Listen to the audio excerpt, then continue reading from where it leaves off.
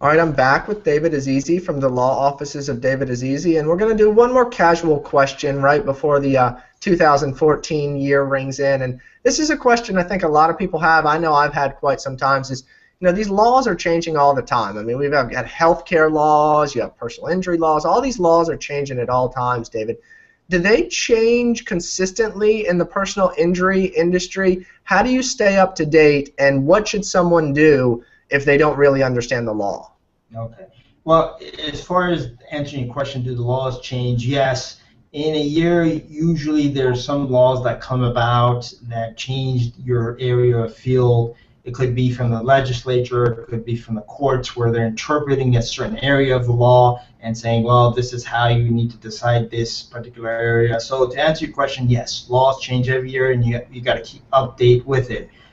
In my case, I have staff that help me with making sure that whatever law is updated, that they bring it to my attention, and there could be articles, case law, statutes that I review, and I look and further into it to determine how we can go about addressing our cases with these new laws that came about. For example, this year, this year, new law came about with regards to bicycles, whether they can ride on the sidewalk or not, or do they have to be on the street.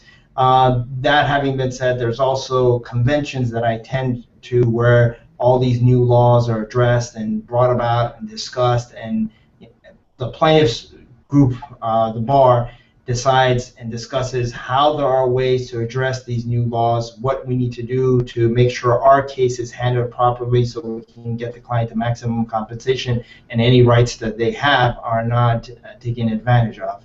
And there are also laws which the plaintiffs bar as a general works on and goes to the legislature and promotes in favor of the consumers, which in this case would be the plaintiffs, to make sure that they're not taken advantage of.